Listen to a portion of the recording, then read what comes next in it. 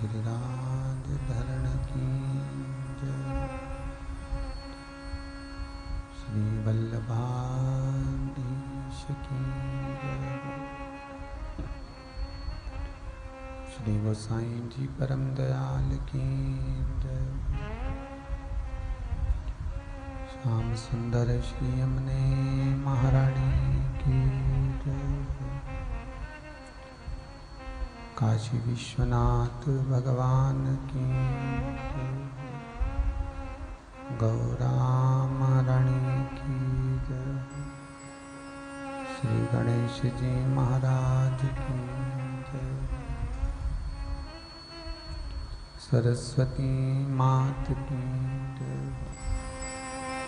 खेड़ापति सरकार की जय। संत सद्गुरुदेव गौ माता की जय। चिंता संतान हंतारो यत्पदानो रेणुवा श्री अनंतनीचार्यानं प्रणमामि महं यदनुकृतो जंतु सर्वदुःखातिगो भवे तमं सर्वदा वन्दे श्रीमद्वल्लभनन्दनं अज्ञानतिमिरागास्य ज्ञानजयशलाकया चक्षुरुन्मीलितेन तस्मै श्रीगुरवे नमः। नमामि हृदये शेषे लीलाचरब्धीशयनं लक्ष्मीसहस्रलाम्बिः सविमानं कलानिधिं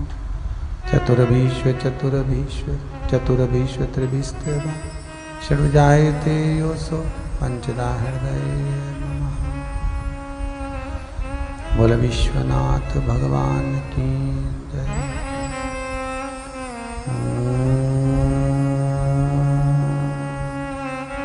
नमः शिवाय।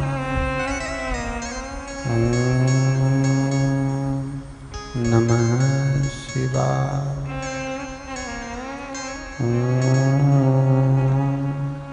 नमः शिवाय। नमः शिवाय।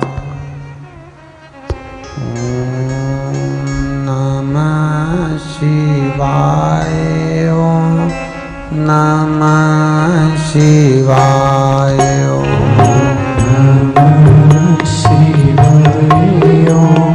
नमः शिवाय। ओम नमः शिवाय। ओम नमः शिवाय। ओम नमः शिवाय। ओम नमः शिवाय। ओम नमः शिवाय। ओम नमः शिवाय। ओम नमः शिवाय। ओम नमः शिवाय। नमः शिवाय। ओम नमः शिवाय।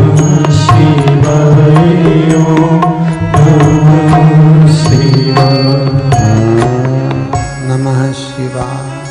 ओम नमः शिवाय। ओम नमः शिवाय। ओम नमः शिवाय। ओम नमः शिवाय। भोला नमः शिवाय। गौरा नमः शिवाय। भोला नमः शिवाय। गौरा नमः शिवाय। भोला नमः शिवाय। गौरा नमः शिवाय। भोला नमः शिवाय। गौरा नमः शिवाय। ओम नमः शिवाय। ओम नमः शिवाय। ओम नमः शिवाय। ओम नमः शिवाय। ओम नमः शिवाय। ओम नमः शिवाय। ओम नमः शिवाय। ओम नमः शिवाय। ओम नमः शिवाय। ओम नमः शिवाय। ओम नमः शिवाय। हर हर महादेव। हर हर महादेव। हर हर महादेव। काशी विश्वनाथ भगवान शिव, जिनकी पुनीत पावन शिव महापुराण की कथा श्रवण करने का सौभाग्य अपन सभी को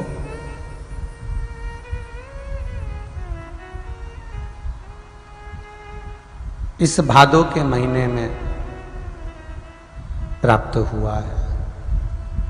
भगवान शंकर की कृपा,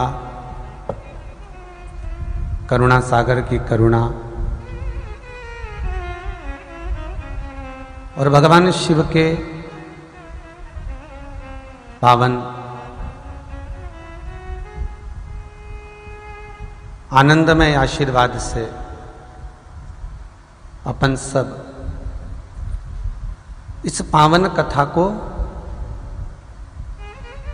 श्रवण करने के लिए अपने अपने निज भवन पर, अपने अपने घर पर बैठे हैं।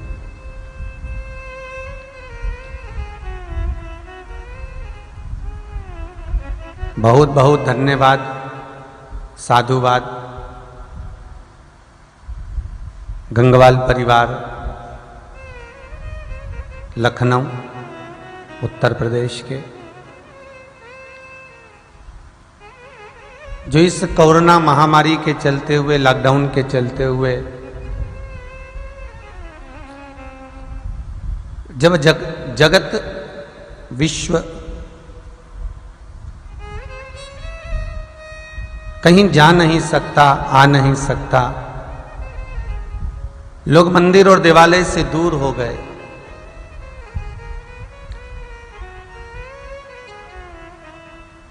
उस बीच में ऑनलाइन कथा करवाकर, इस कथा को ऑनलाइन कराकर ना जाने कितने कितने जीवों का कल्याण कर रहे हैं। लखनऊ के इस गंगवाल परिवार को मैं साधुवाद, धन्यवाद देना चाहूंगा कि भगवान विश्वनाथ आपके ऊपर ऐसी ही कृपा करें। और यह ऑनलाइन कथा का जो क्रम चालू हुआ, पहली कथा अपन ने ऑनलाइन श्रवण करी जिंदल परिवार द्वारा, टीवी चैनल के माध्यम से नित्य प्रति अपन इस कथा को सुने। दूसरी कथा फरीदाबाद के राव परिवार द्वारा श्रवण करी, जिसमें अपन ने सती माता का चरित्र पूर्ण श्रवण करा।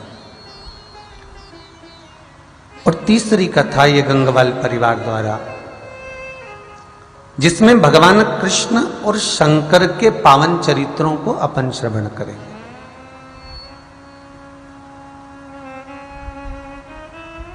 कृष्ण और शिव का संबंध क्या है?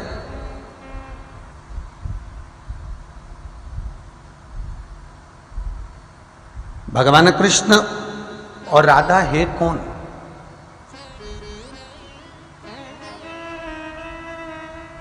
क्यों पूरी ब्रज भूमि पर, ब्रज मंडल में, ब्रज 84 कोस में, अगर ब्रज 84 कोस की यात्रा प्रारंभ होती है तो शंकर के दरवाजे से, भगवान शिव के द्वार से होती। क्यों भूतेश्वर मंदिर पर सर्वप्रथम लोग जाकर जल चढ़ाकर फिर ब्रज 84 कोस की यात्रा प्रारंभ करते हैं?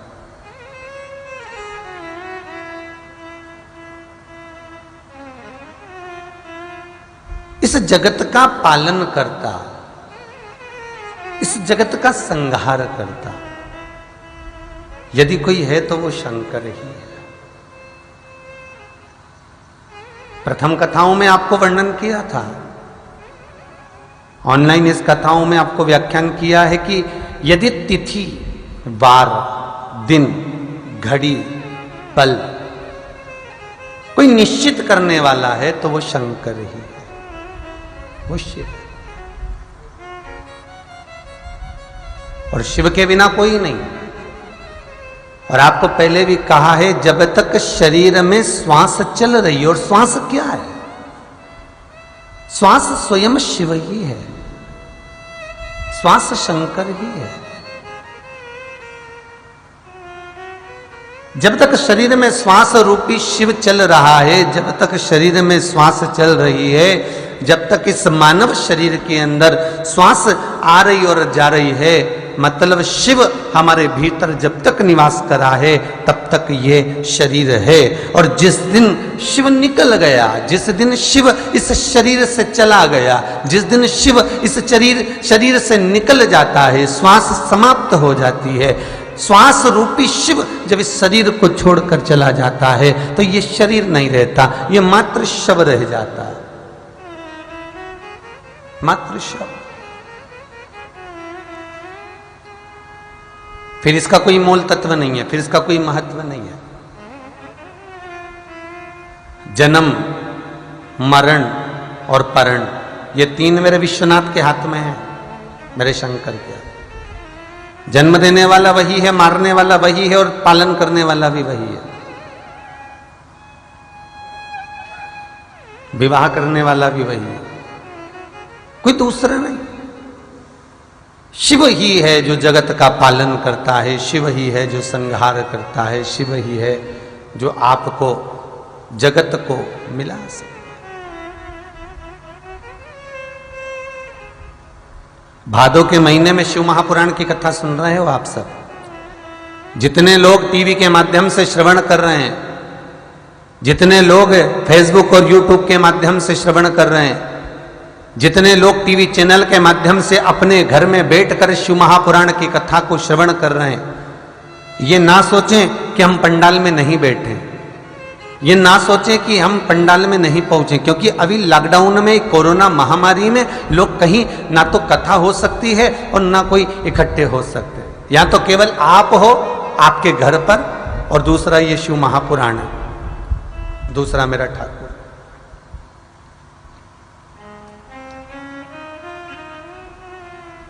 और जितना पुण्य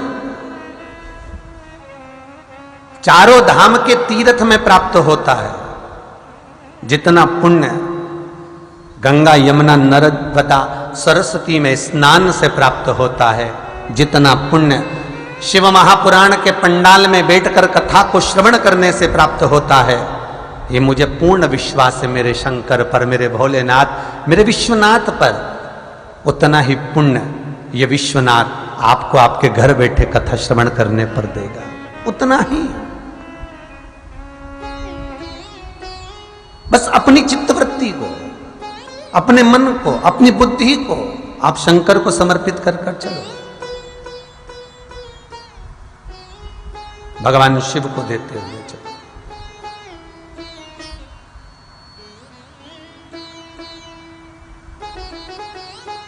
ऐसी कौन सी भूमि है, ऐसी कौन सी जगह है जहां शंकर नहीं है? यहां तक शिव महापुराण की कथा कहती है कि भगवान विष्णु भी शंकर से मिलने के लिए तरसते हैं और शंकर भगवान विष्णु से मिलने के लिए तरसते हैं। ब्रह्मा, विष्णु और महेश, ये तीनों एक है, तीनों एक। इनमें कोई भ्रम, इनमें कोई भ्रांति नहीं, इनमें कोई भेदभाव नहीं, इनमें कोई बड़प्पन, इनमें कोई छोटापन नहीं। भेद हम करते हैं, हम कहते हैं शंकर जी बड़े, हम कहते हैं विष्णु जी बड़े, हम कहते हैं ब्रह्मा जी बड़े, हम कहते हैं दत्त भगवान बड़े, हम कहते हैं राम जी बड़े, हम कहते हैं कृष्ण बड़े, हम कहते हैं ये भगवान बड़ा, हम कहते हैं देवी देवता बड़े। ये ब्रह्म हमने पाला है, ये ब्रह्म हम झेल कर रखे,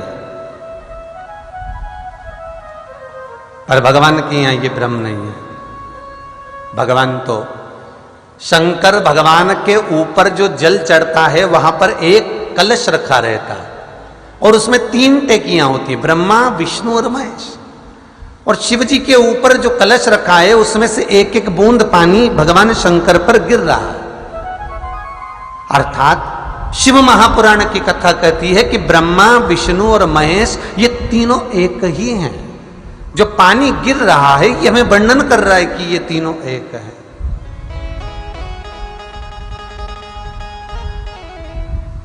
भगवान शंकर पर चढ़ा हुआ एक एक फल, फूल, पत्ती, भगवान पर चढ़ा हुआ एक एक जल की कण, 33 कोटि देवता भी जिस भगवान शंकर के जल के भाग को पाने के लिए तरसते हैं, वह भी खड़े होते, वो भी पाना चाहिए।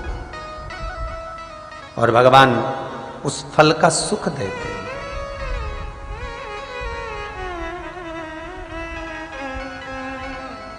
भगवान राम के भी अगर कोई उपासक हैं तो वो शिव हैं। भगवान कृष्ण के भी अगर कोई उपासक हैं तो भगवान शिव हैं। और कौन है ऐसा जिसको शंकर ने नहीं दिया?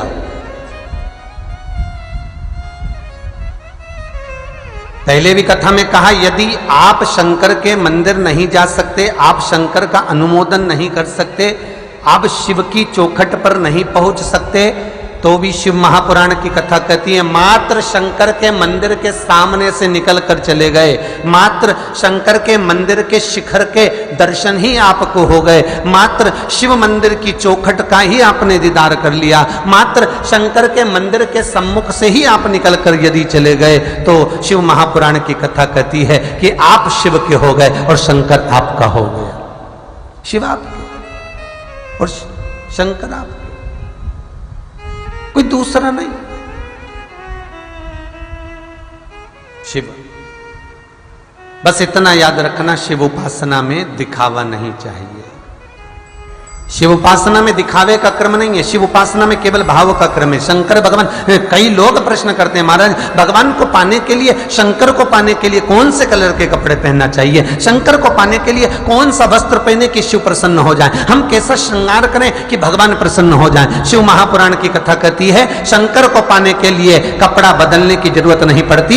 शिव महापुराण की कथा कहती है शंकर को पाने के लिए कलेजा बदलने की जरूरत पड़ती है। मात्र आपने अपनी चित्तवृत्ति को बदला, मात्र आपने अपने मन को बदला, मात्र आपने अपनी वृत्ति को बदला, शंकर मिल गए महाराज, शिव मिल गए।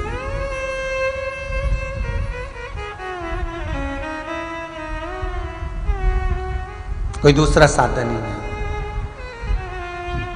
केवल सत्संग करिए, भजन करिए, स्मरण करिए।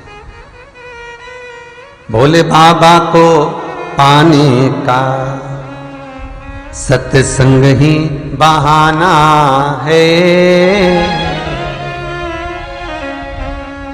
भोले बाबा को पाने का सत्संग ही बहाना है। दुनिया वाले क्या जाने मेरा रिश्ता पुराना है, दुनिया वाले क्या जाने मेरा रिश्ता पुराना है। भोले बाबा को पाने का सत्संग ही बहाना है,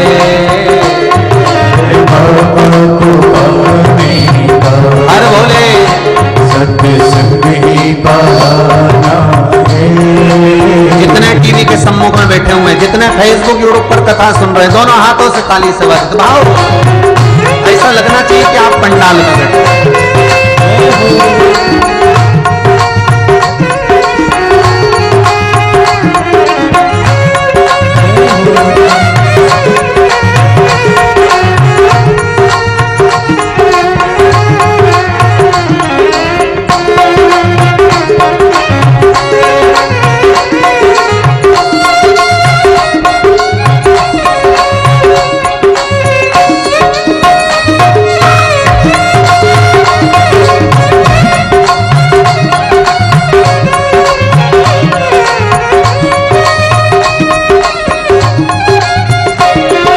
यमुना में ढूंढा तुम्हें,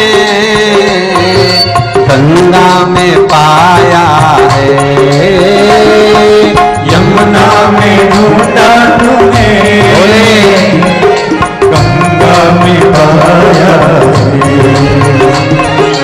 यमुना में ढूंढा तुम्हें, गंगा में पाया है, यमुना में ढूंढा तुम्हें, गंगा में पाया है। हरिद्वार की पौड़ी पे, हरिद्वार की पौड़ी पे भोले बाबा का ठिकाना है,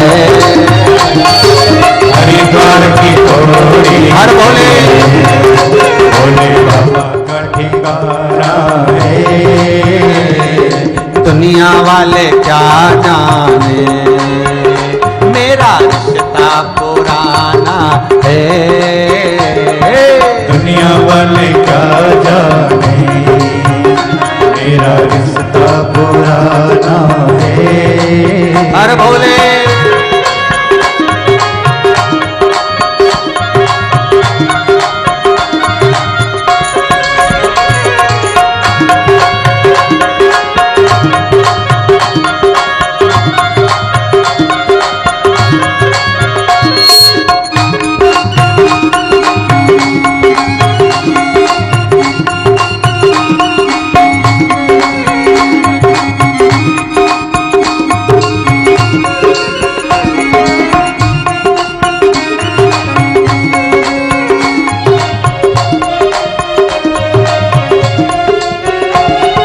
नर्मदा में ढूंढा तुम्हें, ममलेश्वर में पाया है।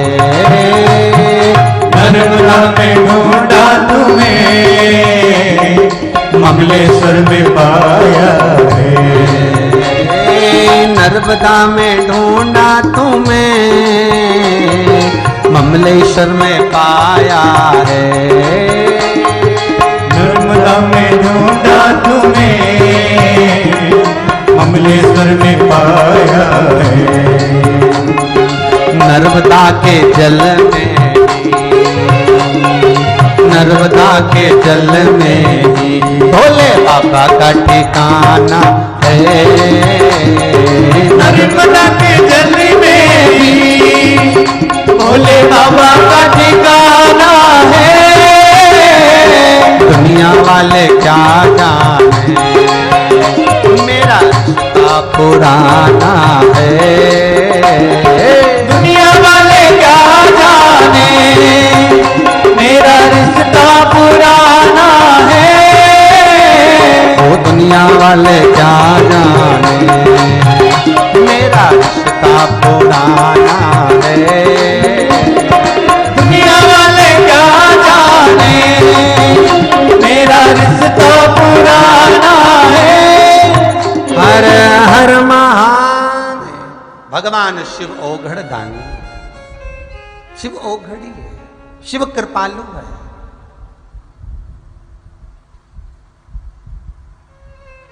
जितने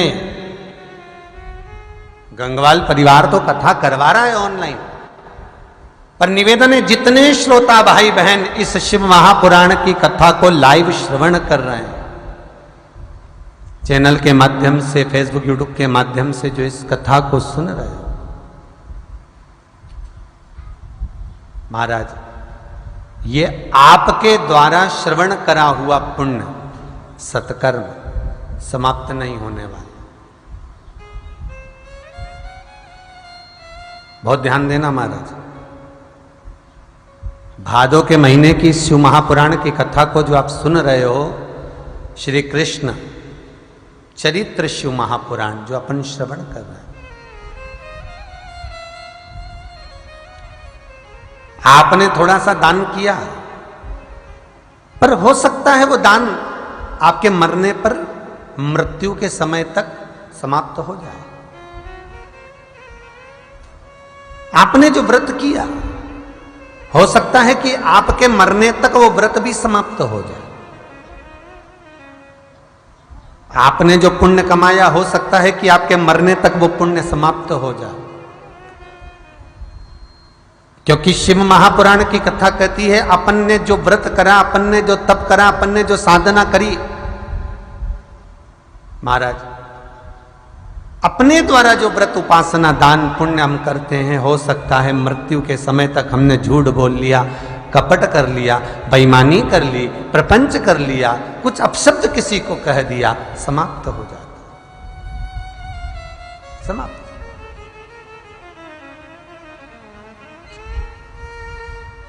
तो हमने हो सकता है जो पुण्य कमाया हो और वो अंतिम समय तक, अपने प्राण छूटने के समय तक वो समाप्त हो जाए। पर शिव महापुराण की कथा कहती है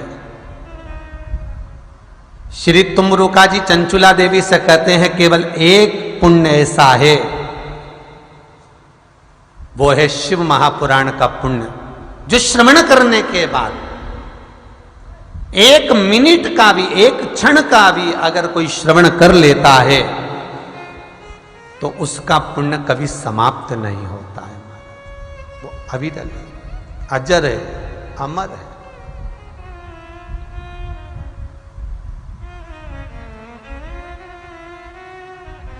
दो वरदान होते हैं, आगरा की कथा में वर्णन किया था। दो वरदान होते हैं। जब आप किसी को प्रणाम करते हो, आप किसी को नमन करते हो तो दो वरदान मिलते हैं, आयुष्मान भव, दूसरा वरदान मिलता है चिरंजीवी भव। इन दोनों वरदान में अगर सर्वश्रेष्ठ कोई वरदान है तो वो वरदान है चिरंजीवी भव।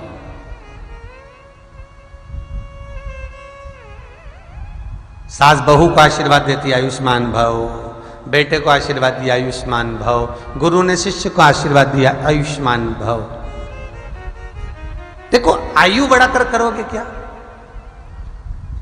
अब आयुष्मान भव होने का आशीर्वाद मिल गया तो मतलब यह कि तुम्हारी खूब आयु हो, खूब आयुवान आप हो।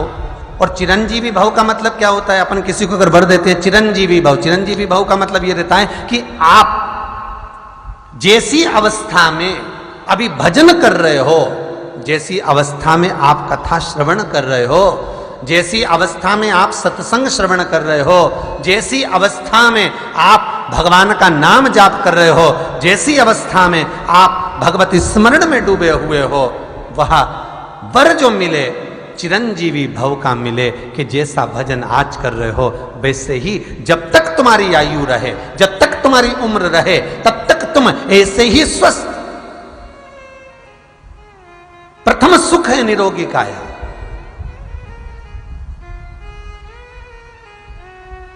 आज ये कोरोना महामारी के चलते हुए, इस वायरस के चलते हुए आपसे भी निवेदन है, घर के अंदर रहें, मास्क लगाकर रहें, हाथ को बार बार धोते रहें, किसी से मिले नहीं, जुले नहीं, कहीं जाए नहीं, आए नहीं। आपसे भी निवेदन है स्वस्थ स्वास्थ्य का ध्यान, क्योंकि प्रथम सुख है निरोगी काया। शरीर अगर अच्छा होगा तो धन बहुत कमा लोगे, संपदा मिल भी जाए, पर शरीर ही नहीं रहा तो उस धन का क्या मूल तत्व है? और ऐसी बीमारी साहब, ऐसी महामारी की अगर किसी को हो भी जाए तो परिवार के लोग हाथ तक ना लगाएं, देखे तक ना, छुए तक ना, ऐसी महामारी। फिर निवेदन करूंगा कि शिव की उपासना करो। अभी ऑनलाइन कथा 2 दिन से गैप था, चलती रही निरंतर टीवी पर। किसी का परसों के दिन एक मैसेज था, यही पास में से, भोपाल से, कृपया गुरु जी से पूछो हमारा बेटा वेंटिलेटर पर पड़ा हुआ है, स्वास्थ्य खराब है, महामारी ने घेर रखा है कोरोना में, उसका कोई उपाय? मैंने फिर निवेदन करूंगा, पहले भी कथाओं में करा है, कैसी भी रोग हो, कैसी भी बीमारी हो, बस निवेदन इतना है, अगर ज्यादा बीमारी घेर कर रखी है, 1 लोटा पानी, कलश में जल, थोड़ा दूध, और जो व्यक्ति बीमार है उसका वस्त्र उस लोटे को छू लाल, एक बेलपत्र उसमें पटक दो, और शंकर भगवान पर, शिवलिंग पर, कोई भी शिवलिंग जो मंदिर में हो, चाहे वो गुप्तेश्वर शिवलिंग हो, कुबेरेश्वर हो, महेश्वर हो, बटकेश्वर हो, पिपलेश्वर हो, नर्मदेश्वर हो, सोमेश्वर हो, नागेश्वर हो, धनेश्वर हो, हरीश्वर हो, कोई भी शिवलिंग जो आपके नजदीक में हो, जो मंदिर आपके पास में है, एक लोटा पानी ले जाकर जो बीमार है उसके नाम से नाम और गोत्र बोलकर शंकर को समर्पित कर दो। महाराज, मुझे पूर्ण विश्वास है मेरे शिव पर आराम लग जाएगा। लगभग आधा घंटा, 1 घंटा, 2 घंटा। परसों मैसेज आया था और कल सवेरे जो मैसेज आया उसमें लिखा, अगर समीर जी के पास वो मैसेज हो तो जरूर दिखाएं। कल लिखा हुआ आया कि उनको आराम लग गया। विश्वास होना चाहिए शंकर पर, भरोसा होना चाहिए शिव पर। मानो तो मैं गंगा मां हूं, ना मानो तो बहता पानी, मानो तो मंदिर में देवता है, ना मानो तो पत्थर की मूरत है। ये आपका विश्वास हो, ये आपका भरोसा हो।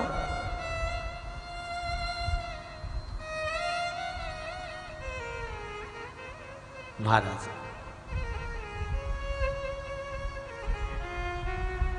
भगवान शिव की उपासना में, शंकर के अनुमोदन में, शिव आराधना में हम जितना डूबते हैं, फिर निवेदन करूंगा, पहले कथा में भी वर्णन किया, आज फिर कहता हूं, समुद्र और शिव महापुराण बहुत गहरे हैं, बहुत गहरे। समुद्र भी गहरा है और शिव महापुराण भी गहरी है।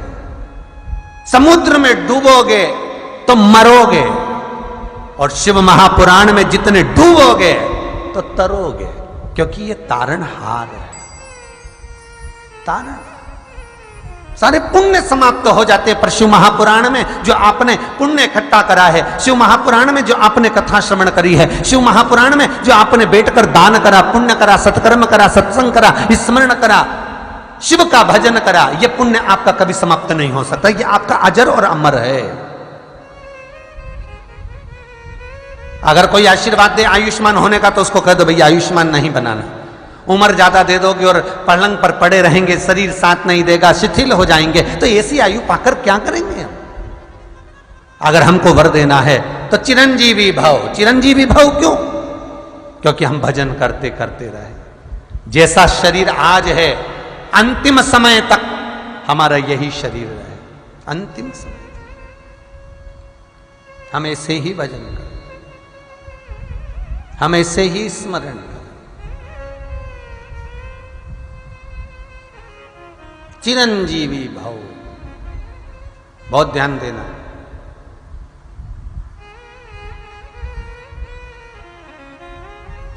नंदरानी के द्वार पर, यशोदा के दरवाजे पर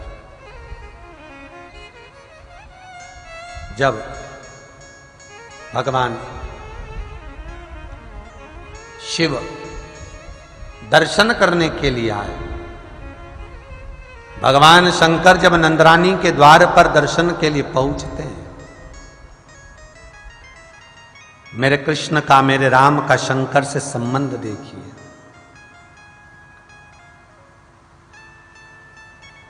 नंदरानी के द्वार पर भगवान शिव आते हैं और स्वयं जगदम्बा, जगजननी जगदम्बा मां पार्वती, मां दुर्गा भवानी भगवान शंकर से पूछती है, आज आप इतना श्रृंगार कर कर, आप इतनी भस्म रमा कर, जटाजूट बांध कर, आप कहां जा रहे हो?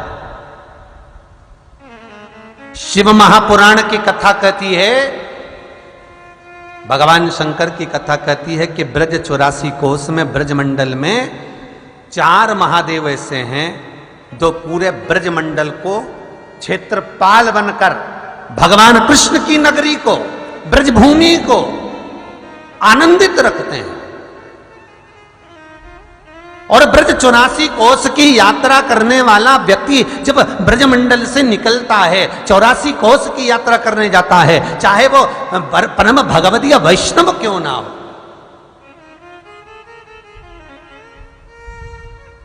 तो वो प्रथम दर्शन भगवान शंकर का करता है। 4 शिवलिंग, भूतेश्वर, चकलेश्वर, कामेश्वर, गोपेश्वर, ये 4 शिवलिंग पूरे ब्रजमंडल में ऐसे हैं जहां विराजमान होकर, वैसे तो पूरे ब्रजमंडल में आपको कथा के मध्य में आएंगे, ऐसे ऐसे शिवलिंग हैं, पूरी ब्रजभूमि में ऐसे शिवलिंग हैं जिनका मात्र दर्शन कर लेने से जीव का कल्याण हो जाता है। पूरी दुनिया में पूरी दुनिया में महाराज किसी भी मंदिर में चले जाना, पूरी दुनिया में कोई ऐसा मंदिर नहीं है जहां रात्रि में शंकर भगवान पर जल चढ़ता हो। पूरी दुनिया में, पूरे विश्व में शिव मंदिर जितने मिलेंगे, सारे शिव मंदिर में दिन में जल चढ़ता है, शाम तक जल चढ़ जाएगा, पर रात्रि को जल नहीं चढ़ेगा। पर पूरी भूमि पर, पूरे विश्व में केवल एक शंकर जी का मंदिर, श्री चिंतेश्वर महादेव का मंदिर यमुना के घाट पर ऐसा विराजमान है जहां पर पूरी रात जल चढ़ता है, पूरी रात। श्री चिंतेश्वर महादेव क्यों? चिंता हरण महादेव का ये जो मंदिर है, पूरी रात गोकुल से महावन वन के पास में यमुना जी के तट पर यह मंदिर विराजमान है, जहां भगवान शंकर की आराधना स्वयं माता यशोदा ने भगवान कृष्ण के साथ करी। माता यशोदा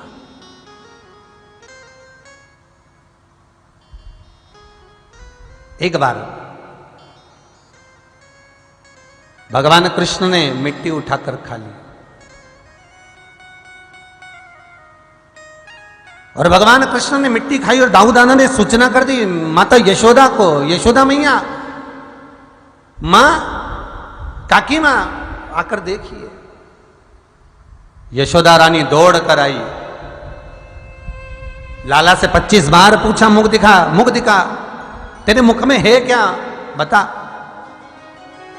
बार बार मुख देखने के लिए कहा, तब मुख खोलकर जब भगवान कृष्ण ने दिखाया तो मुख में पूरे ब्रह्मांड का दर्शन उस मिट्टी के रूप में माता यशोदा को हो गया।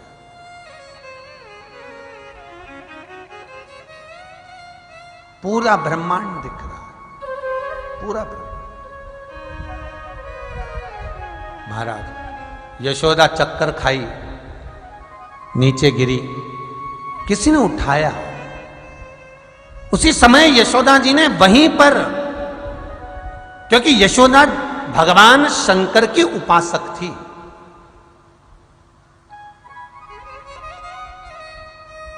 यशोदा जी ने उसी समय भगवान शंकर को नमन किया। भोलेनाथ, मेरे बच्चे को बचा लो, मेरे भगवान, इस मेरे बालक को जरा अच्छा कर दो। ना जाने क्यों इसको, इसके मुखाग्र बिंद में मुझे ब्रह्मांड दिखता है, विश्वनाथ कृपा करो। भगवान शंकर उसी समय पर यशोदा की चिंता को हरने के लिए चिंता हरण बनकर भगवान शंकर वहां प्रकट हो गए, उस यमुना के घाट पर। और यशोदा जी की चिंता भगवान शंकर ने हरते हुए कहा, यशोदा रानी, आप क्यों चिंता करती? ये स्वयं तो नारायण है, इसको कुछ नहीं होने वाला है। महारानी जी चिंता ना करिए।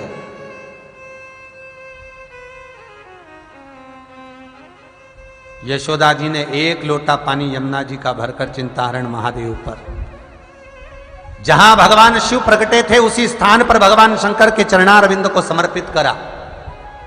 भगवान शंकर के चरणारविंद में जब वो यमुना का जल पहुंचा तो बालू की रेत का ढेर बन गया, ढेर बना, जिससे एक शिवलिंग प्रकट हो गया। उसी का नाम चिंताहरण महादेव हो गया। कहते हैं पूरी दुनिया में केवल एक ही मंदिर है जहां पूरी रात जल चढ़ता है, पूरी रात।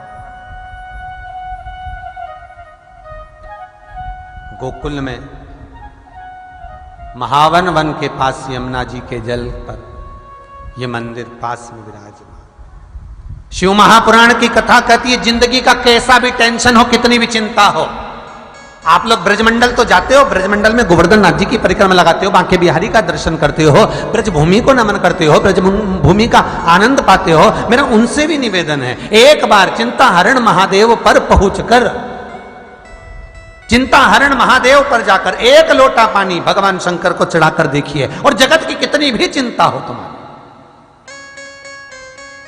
जगत की कितनी भी चिंता तुम्हारे माथे पर घेरी हुई हो, व्यापार ना चल रहा हो, व्यवसाय ना चल रहा हो, कितना भी टेंशन तुम्हारे जीवन में चले, एक बार चिंता हरण जाइए और चिंता हरण महादेव का दर्शन कर कर अपने जीवन को सार्थ। मात्र एक लोटा पानी, दिन में गए तो ठीक, रात को तो अगर तुम दिन भर गोवर्धननाथ जी की परिक्रमा लगाओ, दिन भर बिहारी जी का दर्शन करो, दिन भर तुम ब्रजमंडल में घूमो, अगर तुम्हें रात को 12 बजे, 1 बजे, 2 बजे, 4 बजे, 3 बजे, टाइम जितनी बजे मिल जाए, एक लोटा पानी यमुना जी का भरो, चिंता हरण महादेव पर समर्पित कर दो, एक लोटा पानी शिव उपासना।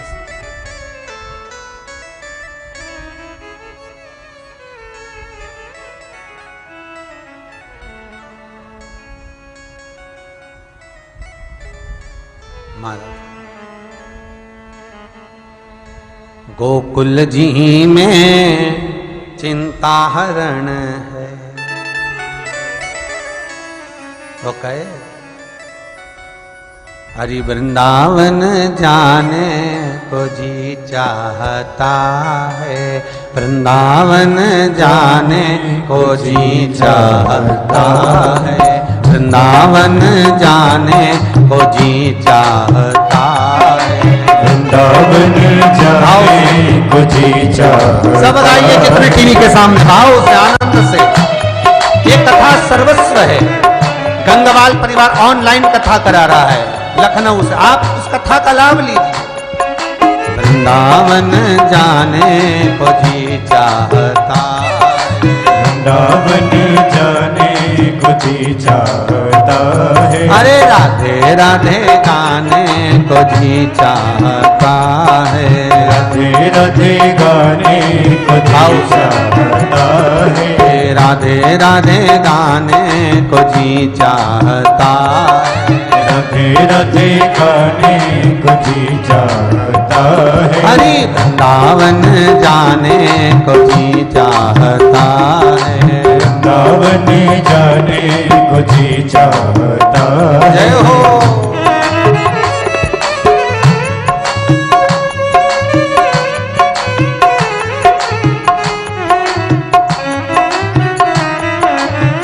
हर भोले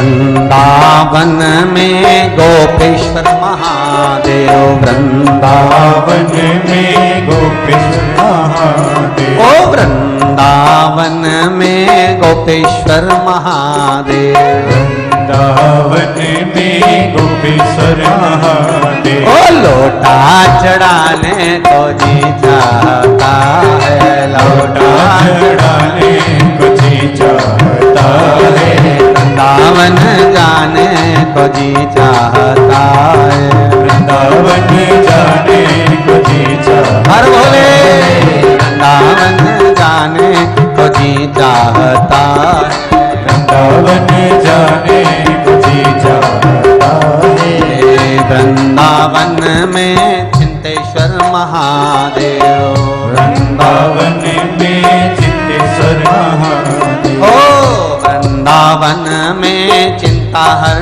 महादेव, वृंदावन में चिंता हर महादेव, ओ जलवा चढ़ाने को जी चाहता है, जलवा चढ़ाने को जी चाहता है, हरि वृंदावन जाने को जी चाहता है, वृंदावन जाने को जी चाहता है, वृंदावन जाने को जी चाहता है, वृंदावन जाने को जी चाहता भगवान शिव है। स्वतः ही वहां विराजमान है महाराज।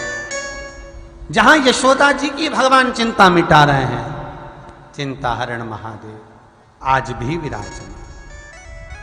महाराज भगवान कृष्ण के जन्म के समय से वो मंदिर वहीं पर है।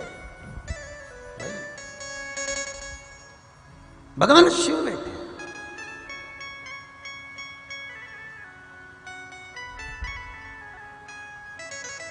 शंकर बैठे। ब्रजमंडल में एक रंगेश्वर महादेव, यदि आप लोगों ने कभी दर्शन करे हो तो ब्रजमंडल में मथुरा में वृंदावन के अंतर्गत एक रंगेश्वर महादेव का मंदिर है। महाराज ये वो मंदिर है जिस मंदिर के अंदर भगवान शंकर पाताल में से प्रकट हुए थे। पाताल में से कई लोग कहते हैं कि ब्रजमंडल में भगवान कृष्ण हैं, तो मेरा निवेदन है भगवान कृष्ण ब्रजमंडल में निवास करते हैं, पर कोई भगवान कृष्ण से तो पूछे कि जब वो एकांत में बैठते हैं, भगवान कृष्ण जब नित्य लीला आनंद के लिए जाते हैं, तो सबसे पहले वो किससे मिलते हैं? भगवान कृष्ण का सबसे पहला मिलन किससे होता है? सबसे पहला मिलन भगवान कृष्ण का यदि होता है, किसी रास मंडली में प्रवेश कर रहे हैं, किस रास मंडली में जा रहे हैं, किस ओर भगवान कृष्ण अगर प्रवेश कर रहे हैं, तो पहले शिव की आराधना कर कर, जैसे राम माता केकई के कहने पर दशरथ बाबा की आज्ञा से जब वन की ओर चले, तो माता कौशल्या के पास जाने से पहले भगवान राम सबसे पहले शंकर जी के द्वार पर गए। जो अयोध्या में शिवलिंग का निर्माण है, अयोध्या में भगवान शंकर का शिवलिंग आज भी विराजमान है। आज भी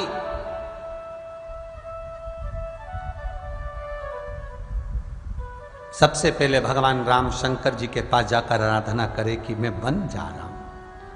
शिव प्रकट होकर कहते हैं, राम आप अगर वन जाएंगे तो जगत का कल्याण ही होगा।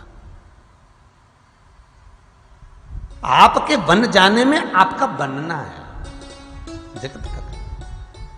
और राम जब वन में पहुंच भी गए और रामेश्वर धाम की जब स्थापना करते हैं, तो पहला भाव उनके मन में आता है कि ये रामेश्वर धाम की स्थापना केवल सेतु को बांधने के लिए नहीं है। मेरे राम रामेश्वर धाम की स्थापना सेतु को बांधने के लिए नहीं करते। मेरे राम रामेश्वर धाम की स्थापना इस हृदय चित्त में जो शंकर बैठे हुए हैं, राम के हृदय चित्त में जो शिव समाया है, वो शंकर को मनाकर साथ में लंका लेकर जाने का भाव प्रकट करते हैं। चलिए, शंकर भगवान ने रामेश्वर धाम की स्थापना पर प्रकट होकर राम जी से कहा, आपने मुझ पर जल चढ़ाया, दूध चढ़ाया, मेरा स्नान कराया, मेरी प्राण प्रतिष्ठा करी, क्या चाहते हो? क्या चाहते हो? राम जी कहते हैं कि मैं भी आपका भगत हूं और वो भी आपका भगत है। मैं राम, वो रावण, राशि भी एक ही है। बस निवेदन इतना है, मैं अयोध्या का निवासी हूं, वो लंका का निवासी है। और मैं जितनी आराधना करता हूं भोलेनाथ आपकी, राम जी कहते हैं उससे 1000 गुना ज्यादा आराधना करता है रावण आपकी। राम जी कहते हैं मुझसे 1000 गुना ज्यादा आराधना लंकाधिपति रावण आपकी करता है। बस निवेदन इतना है, रावण को मैं नहीं मार सकता, मैं नहीं मार सकता, रावण को मैं नहीं मार सकता, क्योंकि वो आपका भगत है, आपका शिष्य है, आपका स्मरण ही है। उसको यदि कोई मार सकता है तो केवल आप ही मार सकते। शंकर भगवान बोले, राम मेरे भगत को मैं मारूं, ये कहां की रीति है?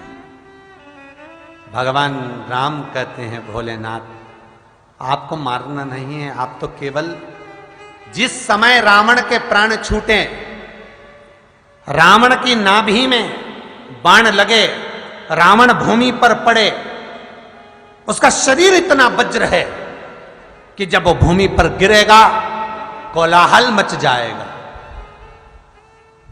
बस एक विनती आपसे है, क्या? कि आप चलकर उस शरीर के वज्र, आप भोलेनाथ उस रावण को झेल लेना, बस बहुत।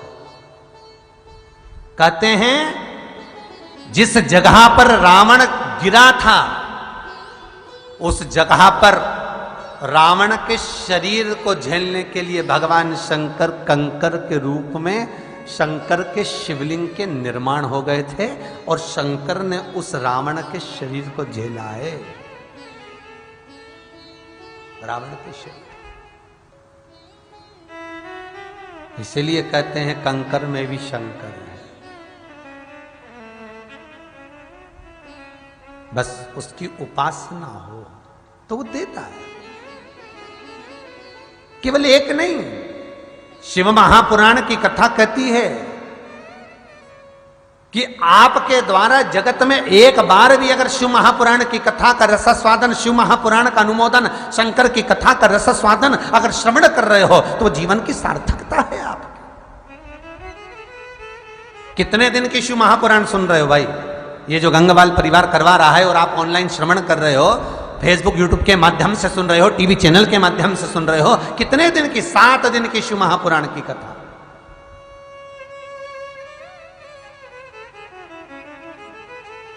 सात कोस का गोवर्धन पर्वत 7 दिन तक भगवान ने अपनी उंगली पर उठाया था। 7 वर्ष की आयु में भगवान कृष्ण ने गोवर्धन पर्वत को उठाया था। 7 दिन तक 7 कोस के गोवर्धन पर्वत को उठाकर रखा था। शास्त्रीय संगीत के सुर 7, विवाह हुआ तो फेरे डले 7, अपना जन्म 7 दिन में, रविवार सोमवार मंगल बुध गुरु शुक्र और शनि, मरोगे भी तो 7 ही दिन में, रविवार सोमवार मंगल बुध गुरु शुक्र और शनि, अलग से कोई दिन नहीं आएगा। श्रीमद् भागवत 7 दिन की, शिव महापुराण 7 दिन की, और 7 ही दिन जीवन के हैं महाराज। रविवार को जन्म हुआ, सोमवार को बड़े हुए, मंगलवार को ब्याह हुआ, बुधवार को बच्चे हुए, गुरुवार को बीमार पड़े, शुक्रवार को हॉस्पिटल गए, शनिवार को सीताराम हो गए। दिन यूं ही निकल गए, भजन नहीं कर पाए और यही सोचते रहे कथा कब सुनेंगे, कथा कब सुनेंगे। कई कई लोगों के तो चेहरे पर प्रसन्नता हो जाती है, शिव महापुराण की कथा आ गई, कथा आ गई शिव महापुराण की। सब एक दूसरे को फोन लगाते हैं, अरे चैनल पर कथा चल रही है, अरे टीवी पर कथा आ रही है, अरे फेसबुक पर कथा आ रही है, यूट्यूब पर कथा चल रही है, ऑनलाइन चल रही है, लाइव आ रही है, चलो कथा सुनो। इतनी उमंगता, इतना उत्साह इस शिव महापुराण के प्रति लोगों का भाव। और जितना उत्साह से आप कथा सुन रहे हो, जितने लोग इस टीवी के माध्यम से कथा सुन रहे हैं, उतना फल मेरा विश्वनाथ आपको देगा। जब वो चोर को कुबेर बना सकता है, एक चोरी करने वाले को कुबेर का पद प्रदान कर सकता है, तो आपको क्यों ना देगा? बस विश्वास, भरोसा। गए यशोदा जी का विश्वास शंकर पर था। ब्रजमंडल में, ब्रजभूमि पर जितने शंकर के मंदिर हैं, ये विश्वास का प्रतिबिंब है, विश्वास का। और शंकर जी का पूरा परिवार जो शंकर के शिवलिंग में विराजमान है, ये विश्वास का प्रतीक है। महाराज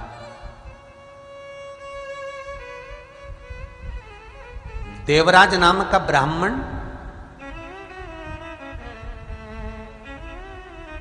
देवराज ब्राह्मण है, ब्राह्मण के घर में जन्म लिया इसलिए ब्राह्मण है, पर ब्राह्मण कर्म से वंचित है। एक बहुत सरल सी बात है, लोग आकर कहते हैं महाराज जी वो ब्राह्मण होकर ऐसा कर रहा है। कई लोग कह देते हैं उसने ब्राह्मण होकर ऐसा कर्म किया, वो ब्राह्मण होकर ऐसा कर रहा है। शिव महापुराण की कथा कहती है एक उंगली हम जब किसी पर उठाते हैं तो ये 3 उंगलियां हमारी ओर जाती है कि तुम अपने अंदर झांक कर देखिए आप कैसे। वो ब्राह्मण होकर अगर कर्म बेकार कर रहा है, ब्राह्मण होकर जुआ खेल रहा है, ब्राह्मण होकर वेश्यावृत्ति कर रहा है, ब्राह्मण होकर मदिरापान मांसाहार भक्षण कर रहा है, करने दो, उसकी गति का भोग वो भोगेगा। शिव महापुराण की कथा कहती है आप अपना कर्म करिए, अपने कर्म को सुधारने का प्रयास करिए। महाराज ब्राह्मण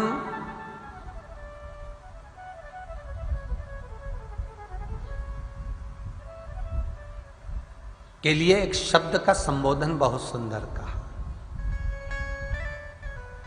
जो हरि का भजन करे, जो भगवान का स्मरण करे, जो भगवान की भक्ति में डूबा रहे, जो भगवत चर्चा में नित्य प्रति रमा रहे,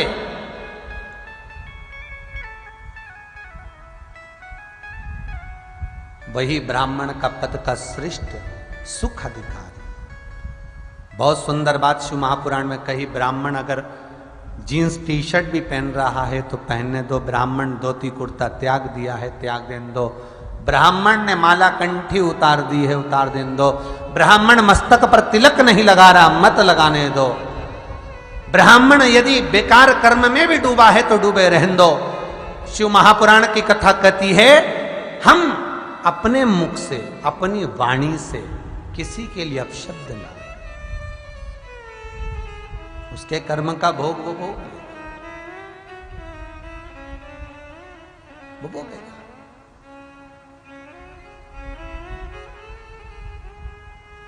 एक राजा के दरवाजे पर एक संत सुबह सुबह भिक्षा मांगने के लिए आ गए। जाकर कहिए महाराज को दरवाजे पर संत आए हैं, इनको भिक्षा चाहिए।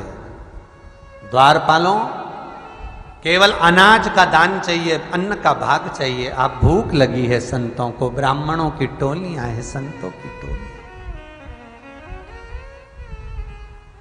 ये 14-15 संत हैं, भोजन की व्यवस्था कर दीजिए। राजा के पास द्वारपाल दौड़ कर गया, महाराज दरवाजे पर ब्राह्मण संत खड़े हुए हैं और संत जन को भूख लग रही है, कुछ भिक्षा में मांग रहे हैं। राजा बाहर आया,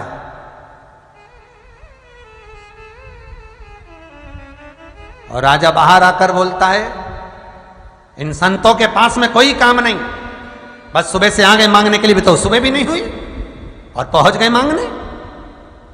मांगते हैं ये तो। संत गया घुड़शाला में और घुड़शाला में जाकर घोड़े की लीद भर लाए। राजा गया घुड़शाला में और घोड़े की लीद भरकर उसने एक पात्र में भरकर संत के झोली में डाल दी, ले ये रख ले। संतों को लगा कि कुछ अनाज होगा। जब झोली में बदबू आई लीद की, घोड़े की लीद की बदबू जब झोली में आई तो संतों ने उसको आश्रम में जाकर देखा तो लीद थी। गुरुदेव, इसमें तो राजा ने झोली में लीद डाली है घोड़े की, अस्तबल में से उठाकर, घुड़शाला में से उठाकर। एक काम करो, इसको ले जाकर कोने में पटक दो। इतनी लीद थी, कोने में पटक दी।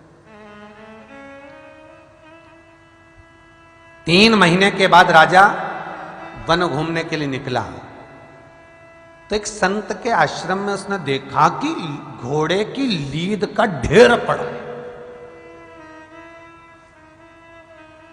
घोड़े की लीद का ढेर। तो राजा ने अपने चेले से कहा, शिष्य से कहा, द्वारपालों से कहा, ना तो इन आश्रम में मुझे घोड़े दिख रहे हैं, ना कोई अस्तबल दिख रहा है, ना कोई घुड़शाला दिख रही है, फिर इतनी सारी लीद घोड़े की कहां से आ गई। राजा गया और राजा ने जाकर संत से पूछा, गुरुदेव प्रणाम करता हूं, मैं ये नगर का राजा हूं। आपके यहां ना तो घोड़े हैं, ना अस्तबल है, ना घुड़शाला है, फिर ये इतनी सारी लीद कहां से आ गई? संत बोले, हमारे नगर के राजा के यहां भिक्षा मांगने गए थे तो उसने इतनी लीद दी थी, उसने लीद दी थी तो वो पड़ी है। तो महाराज उस राजा ने तो इतनी सी लीद दी थी घोड़े की, फिर इतनी सारी कैसे हो गई? संत बोले,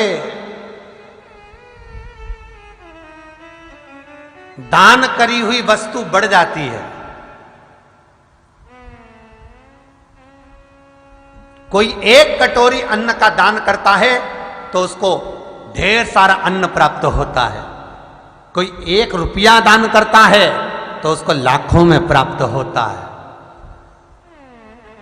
राजा ने लीद दान करी थी, इसलिए राजा ने हमको खाने के लिए लीद दी थी, इसलिए राजा को भी खाने के लिए लीद का ढेर लग गया।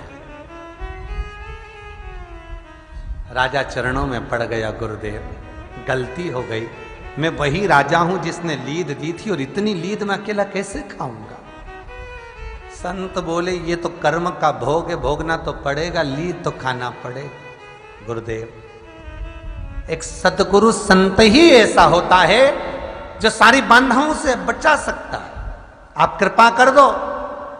इतने में गुरुजी बोले, बस एक काम हो सकता है राजा, तेरी नगर में अगर लोग बुराई करेंगे तो जितने लोग बुराई करेंगे ये लीद का हिस्सा कम होते चले जाए। मेरी बुराई, यहां राजा ने ऐसे कर्म करे कि नगर के लोग थू-थू करने लगे, गालियां देने लगे, अपशब्द करने लगे, ताने देने लगे, आड़ा टेढ़ा बोलने लगे। जैसे जैसे राजा को अपशब्द बोलते, ताने देते, गालियां देते, आड़ा टेढ़ा बोलते, लीद का हिस्सा कम होते चले जाता। इतनी सी लीद बची, इतनी सी। राजा आ गया, राजा ने आकर देखा, गुरुदेव लीद तो कम हो गई। गुरुजी बोले, तूने इतना पाप कर्म करा था कि एक संत को लीद का दान दिया था, इसलिए तेरे हिस्से की लीद का ढेर लग गया था, तुझे खाना था। पर जगत के लोगों ने बुराई कर करके तेरे हिस्से की लीद अपने हिस्से में कर ली। अब वो ही लीद वो खाएंगे, तुझे इतना ही खाना। कर्म का शिव महापुराण की कथा कहती है, देवराज नाम का ब्राह्मण अपने कर्म से वंचित था। कभी उसने भगवत भजन नहीं करा, कभी स्मरण नहीं करा, कभी दान नहीं करा, कभी पुण्य नहीं करा, कभी सत्कर्म नहीं करा, कभी सत्संग नहीं करा। ब्राह्मण का काम केवल दान लेना नहीं, ब्राह्मण का कर्म दान देना भी है।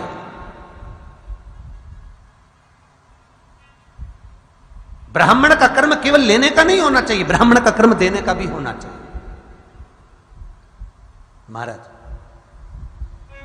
ये भारत की भूमि के जितने संत, महात्मा, जोगी, सन्यासी, तपस्वी, साधक, उपासक संत हुए, इन्होंने अपने जीवन काल में सबको दिया है। लिया कुछ है। सर्वे भवन्तु सुखिनः, सब सुखी रहे। देवराज ब्राह्मण ने कभी जीवन काल में कोई दान, कोई पुण्य, कोई सत्कर्म नहीं करा, कोई सत्संग नहीं किया। शरीर में ताप पड़ गया। ये 24,000 श्लोक की शिव महापुराण की कथा कहती है, जिसके 12 खंड है, 12 संहिता हैं। ये शिव महापुराण की कथा कहती है कि उसने कभी जीवन काल में एक अन्न का दाना नहीं दिया किसी को, अन्न का दाना। और फिर निवेदन करूंगा इस शिव महापुराण के माध्यम से, जिंदगी में अगर मौका मिले तो सबसे बड़ा दान अन्न का आप अपने हाथों से, कर्म से, विचार से, बुद्धि से, चित्त से करो।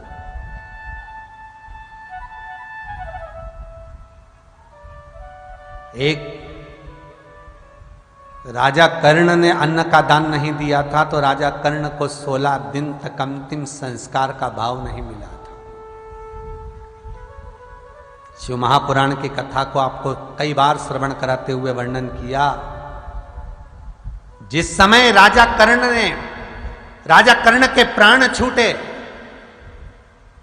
राजा कर्ण ने पूरी जीवन काल में स्वर्ण दान करा था, पूरे जीवन काल में केवल सोना ही दिया था।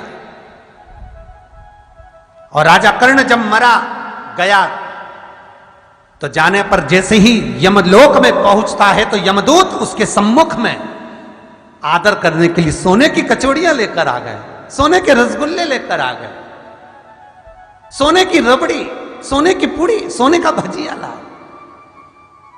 पूछा राजा ने, जैसे ही कर्ण ने उस सोने के भजिए को, सोने की कचौड़ी को उठाकर खाना चाहा तो राजा खा नहीं पाया। ये राजा बोला ये सोने की कचौड़ी, सोने का रसगुल्ला, सोने की रबड़ी मैं नहीं खा सकता, ये मेरे बस का नहीं है। महाराज आपको तो यही मिलेगा और यही खाना पड़ेगा। तो राजा कर्ण ने पूछा आखिर क्यों? तो कहा कि आपने अपने जीवन काल में कभी अन्न का दान नहीं करा, आपने अपने जीवन काल में कभी एक किसी को अन्न का भाग नहीं दिया। जो आपके दरवाजे पर भिक्षा मांगने आए तो भी आपने स्वर्ण नहीं दिया। और हुआ एक बार भगवान कृष्ण से अर्जुन ने कहा द्वारकाधीश से, प्रभु आपकी दृष्टि में सबसे ज्यादा दानवीर कौन है, बता दो आज दिल से बताना, सबसे बड़ा दानवीर कौन है? तो भगवान कृष्ण के मुख से निकल गया कि दानवीर तो एक ही कहलाएगा और वो दानवीर कर्ण ही कहलाएगा। अर्जुन बोले प्रभु मैंने अपनी जिंदगी में इतना दान पुण्य करा तो दानवीर अर्जुन नहीं कहलाएगा? नहीं नहीं नहीं। अर्जुन का मुंह उतर गया और अर्जुन का मुख उतरा और अर्जुन एक स्थान पर, एक पत्थर पर, एक शिला पर जाकर बैठ गया। भगवान उसको मनाने पहुंचे, अर्जुन हुआ क्या, बोल तो सही। प्रभु आप मेरे साथ रहते हो, मैं आपके साथ रहता हूं, दिन भर आप मेरे साथ रहते हो, दिन भर मैं आपके साथ रहता हूं। कर्ण कभी आपके सामने नहीं आया, कर्ण कभी आपके चरण नहीं दबाया, कर्ण ने आपके लिए कभी कोई कार्य नहीं करा, उसके बाद भी आप कर्ण की तारीफ कर रहे हो, उसके बाद भी कह रहे हो कि कर्ण दानवीर है और मैं नहीं। भगवान कहने लगे तूने पूछा था कि दानवीर की गणना किसके आगे आएगी, तो अर्जुन तेरे सामने नहीं आ सकती, वो दानवीर कर्ण ही कहलाएगा। तो कर्ण के आगे दानवीर क्यों लिखा जाता, मेरे आगे क्यों नहीं? भगवान कृष्ण कहने लगे वो तो समय आएगा, जा सामने एक सोने का पहाड़ है, पूरा सोने से बना हुआ पहाड़, जल्दी जा सारा सोना दान कर दे, जा। अर्जुन गया, सारे नगरों में सूचना करवा दी, गांव में सूचना करवा दी अर्जुन सोना दान कर रहे हैं, आओ लाइन लगाओ। सबने लाइन लगा ली, अर्जुन उनको सोना भर भर के देने लगे, पहाड़ में से सोना भर भर के अर्जुन दे के अर्जुन थक गए, पर पहाड़ कम नहीं हुआ। 4 दिन तक अर्जुन बिना सोए दान करे जा रहे, किसको कितना चाहिए उसको देते जा रहे, ले जाओ, ये भरा दिया, फिर भरा, फिर दिया, फिर भरा, फिर दिया, पर सोना कम नहीं हुआ। अर्जुन थक गया, अर्जुन ने कहा प्रभु अब मैं 2-4 दिन बाद बांटूंगा। भगवान कहने लगे तू थक गया, हाँ तो कर्णों को बुला लो, तुम्हें इतना विश्वास है तो बुलाओ कर्णों। राजा कर्ण को बुलाया, कर्ण ये सोने का पहाड़ है, सबको बांटना है, बांट दे। राजा कर्ण ने पूरे नगर में सूचना कर दी, सब आ गए, गांव के लोग, नगर के लोग। राजा कर्ण ने कहा ये सोने का पहाड़ है, जिसको जितना चाहिए ले जा। राजा कर्ण चले गए, सोने का पहाड़ समाप्त। अर्जुन आकर देखा इतना सारा सोना किसने बांट दिया? भगवान बोले कर्ण ने। तो इतना कैसे बांट दिया? भगवान बोले उसने सारे गांव वालों से कह दिया जिसको जितना चाहिए ले जाओ। भगवान कृष्ण कहते हैं अर्जुन मैंने तुझको सोना दिया और तू उस सोने का दान किसी को ज्यादा, किसी को कम, किसी को कैसा, मुंह देख देख कर दे रहा था। दूसरे का दिया सोना भी तू 50 बार विचार कर दे रहा था। और राजा कर्ण ने कहा द्वारकानाथ सोने का पहाड़ तुम्हारा, तो मैं इसमें से बचा कर करूंगा क्या? जिसको जितना चाहिए ले जाओ, हाथ तक नहीं लगाया। अर्जुन कहने लगे प्रभु बिल्कुल सत्य है, राजा कर्ण ही दानवीर है, बिल्कुल सत्य। दिया उस मालिक ने, दिया उस विश्वनाथ ने, जैसा गंगवाल परिवार को, राव परिवार को, जिंदल परिवार, जी जितने परिवारों ने ऑनलाइन कथा कराई, दिया उस विश्वनाथ ने। तुम्हारा कुछ नहीं है, तुम तो बांध कर क्या लाए थे जी? क्या लेकर आए थे? मां के गर्भ से जन्म लिया, दोनों मुष्टिकाएं बंद थी, दोनों मुष्टिकाएं बंद, और गर्भ में प्रतिज्ञा करी थी कि भजन करूंगा। बाहर निकलकर बोलता है कि भोजन करूंगा। भजन छूट गया, दिया उसने है, और हम उसको भी समर्पित नहीं कर सकते तो हमारा जीवन बेकार।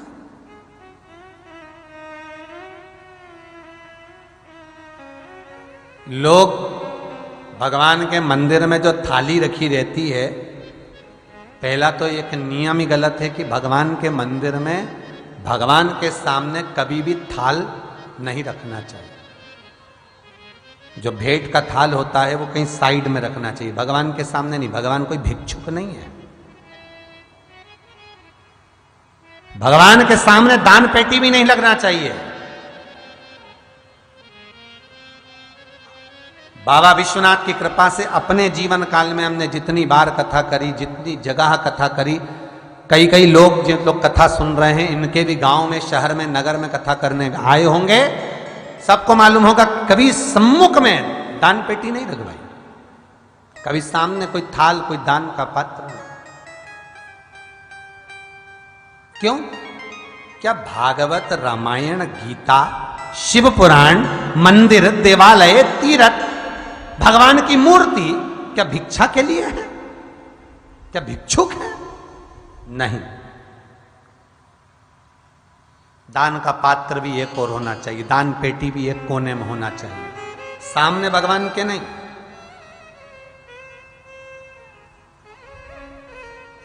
सम्मुख नहीं, सही दिखा कर दिया तो क्या दिया, कोने में रख दिया। और इसलिए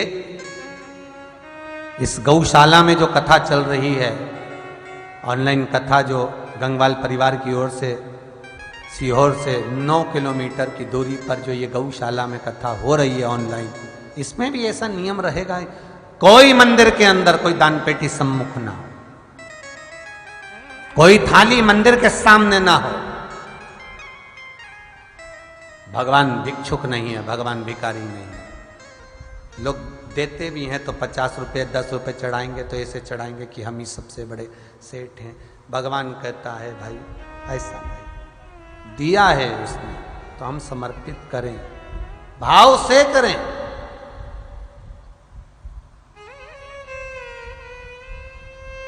सम्मुखता हुआ। महाराज शिव कथा कह रही है, भगवान शंकर की कथा वर्णन कर रही है। देवराज नाम का ब्राह्मण, और उस ब्राह्मण के तत्व में हम राजा कर्ण की जो कथा का व्याख्यान श्रवण कर रहे हैं वो सुख देने वाला। दानवीर अगर कहलाएगा तो कर्ण ही कहलाएगा। तो राजा कर्ण मरा, सोना खाने को मिल रहा है, सोना पीने को मिल रहा है, भगवान को लगा तो अर्जुन ने एक बार भगवान कृष्ण से कहा, प्रभु एक बात बताओ, ये राजा कर्ण के प्राण छूटने वाले हैं, मरने वाला है, और आपकी आंखों में आज अश्रु है। भगवान कहते हैं अर्जुन एक थोड़ी देर के लिए मुझे राजा कर्ण के पास जाना है। क्यों? बस मेरा मन कर रहा है, मुझे राजा कर्ण के पास थोड़ी देर के लिए जाना है। और अर्जुन के पास से भगवान कृष्ण, जब राजा कर्ण भूमि पर पड़ा हुआ था, प्राण छूट रहे थे राजा कर्ण के, उस क्षण उस पल भगवान कृष्ण पहुंच गए कर्ण के पास। और राजा कर्ण के पास जाकर भगवान कृष्ण ने कहा, राजन मैंने सुना है तुम बहुत बड़े दानवीर हो। राजा कर्ण बोला, वो तो आपको मालूम ही है, बताने की क्या जरूरत है, बोलिए। भगवान बोले, थोड़ा सा दान हमको भी कर दो मरने से पहले। राजा कर्ण बोले कि मरने से पहले जब अच्छे थे जब ही मांगने आ जाते तो दे देते, अब तो मरने की घड़ी है, जमीन पर पड़े, हमारे पास कुछ भी तो नहीं है दान करने के लिए।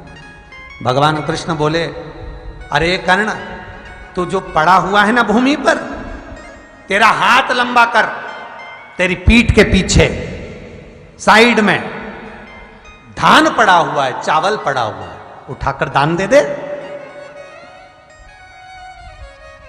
क्यों? क्योंकि भगवान कृष्ण ये चाहते थे राजा कर्ण मरने से पहले थोड़ा सा अन्नदान कर दे। अन्नदान करेगा तो इसको भी ऊपर अन्न मिल जाएगा।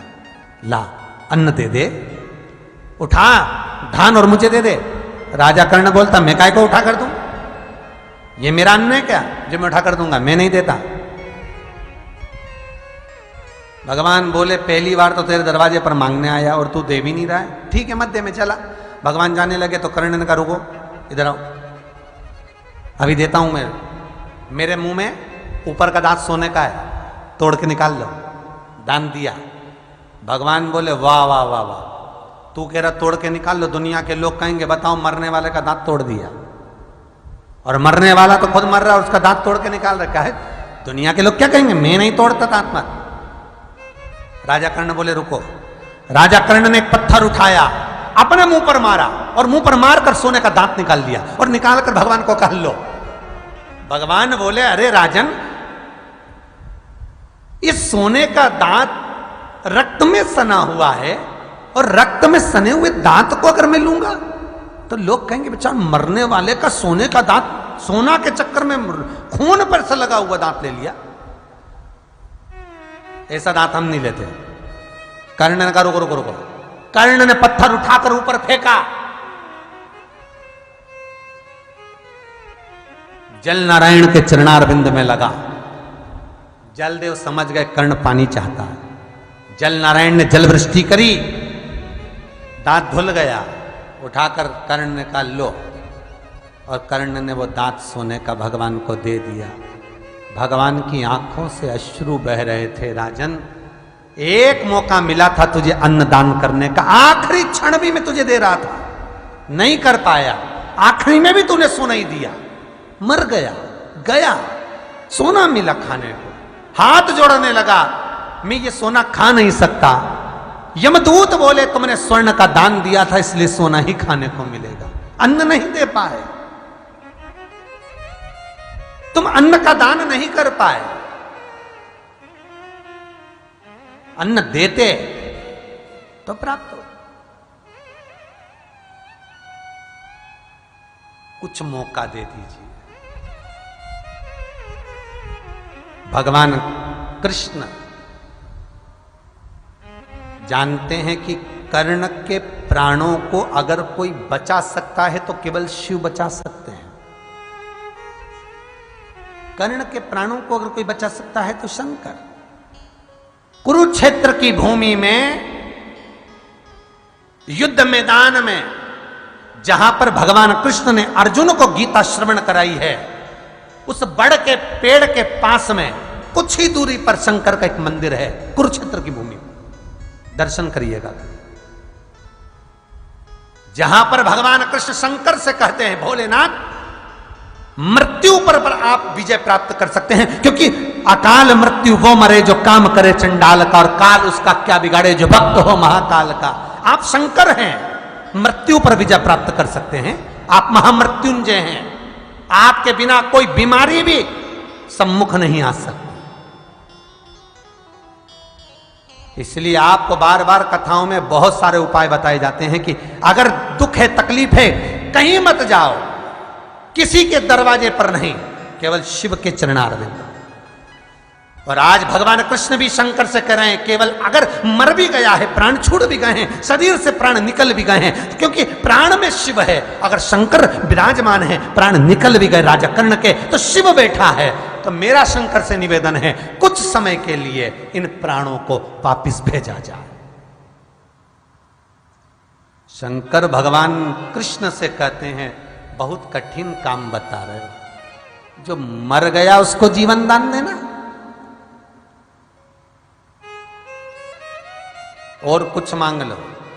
कृष्ण कहते हैं एक काम तो कर सकते हो, जब तक राजा कर्ण का शरीर है और उसके प्राण भटक रहे हैं, तब तक तो जीव जिंदा माना जाएगा ना।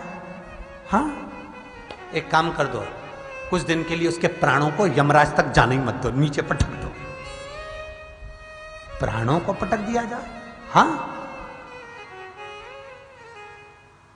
प्राणों को। हाँ, एक बच्चे ने प्रश्न करा था व्हाट्सएप पर, उसका उत्तर दे रहा हूं। बालक ने प्रश्न करा था, गुरुजी आप कहते हो कि शंकर के, भगवान शंकर के शिवलिंग पर ब्रह्मा, विष्णु और महेश सभी विराजमान होते हैं। ब्रह्मा नीचा भाग, विष्णु मध्य भाग शिवलिंग में, और शिव ऊपर का भाग। तो जब हम शंकर पर जल चढ़ाते हैं तो एक बार आपने कथा में कहा था कि उससे पितृदोष समाप्त होता है, आहुत दोष, वासुक दोष समाप्त होता है। तो वो कैसे? तो उस प्रश्न का उत्तर यहां आया है। शिव महापुराण की कथा कहती है, जब शंकर पर हम जल चढ़ाते हैं, शिव पर एक लोटा पानी हम जब चढ़ाते हैं, तो वो जल जब चारों तरफ घूमकर चरणारविंद से नीचे जाता है। शिव महापुराण की कथा में, गर्ग संहिता में और गरुण पुराण में, तीनों में वर्णन आता है कि जब जीव आत्मा, जिसके प्राण छूट जाते हैं, अधोगति में जो मर जाता है, अचानक जिसकी मृत्यु हो जाती है, वो शंकर के मंदिर के नजदीक में रहता है, शिव के नजदीक में रहता है, क्योंकि भूतों का निवासी भूतेश्वर शिव है। शंकर के शिवलिंग के पास वो जीवात्मा रहती है। जब हम एक लोटा पानी शंकर पर चढ़ाते हैं तो उन जीवात्माओं को भी प्राप्त होता है, जिससे उनको आनंद की अनुभूति होती है, मुक्ति होती है, मोक्ष होता है, आनंद की। इसीलिए कहा जाता है कि मंदिर का ही लोटा उठाकर मंदिर के शंकर को पानी चढ़ा रहे हो और ये सोच रहे हो कि हमने बहुत बड़ा पुण्य कमा लिया, तो शिव महापुराण इसके विरोध में हमारा ये भाव नहीं है। अगर मंदिर का लोटा उठाया है, मंदिर का ही पानी भरा है और मंदिर के ही शंकर को चढ़ाया है, तो उससे पहले 1 रुपया तुम्हें मंदिर के गुल्लक में डालना चाहिए, 1 रुपया मंदिर में दान देना चाहिए। क्यों? 98 लोटे का किराया और 98 50 पैसे, जिसने बोर लगवाया, पानी की लाइट जली, उसका खर्चा। जब 1 रुपया तुम दान पेटी में डालोगे, 1 रुपया तुम मंदिर में दोगे, तब वहां का लोटा उठाकर पानी भरकर तुम शंकर को चढ़ाओगे, तो वो शंकर स्वीकार करेंगे। दूसरे का लोटा उठा लिया, दूसरे का पानी भर लिया और शंकर जी के मंदिर में जल लेकर चढ़ा दिया और कहे मैं शंकर जी को खूब जल चढ़ाती हूँ, शंकर जी को मनाती हूँ। शंकर भगवान बोले फालतू की नोटंकी करती, काय का जल चढ़ाती? शंकर भगवान बोले इससे तो मुझे बोल देती, मैं तेरे घर ही आ जाता। शिव महापुराण की कथा कहती है, घर के मटके में से, घर के पानी में से, घर के कलश में से जल लेकर जाओ और शंकर को चढ़ाओ। क्यों? क्योंकि जहां मटका रखाता है, पानी भरते हैं घर में, पीने का पानी जहां रखते हैं, वो पितरों का स्थान होता है। और घर में से, पितरों के स्थान में से पानी लेकर घर में से लेकर जाते हैं, तो 2 दोष समाप्त होते हैं, एक पितृ दोष, एक घर का वास्तु दोष, दोनों समाप्त हो जाता है शंकर पे जल चढ़ाने से।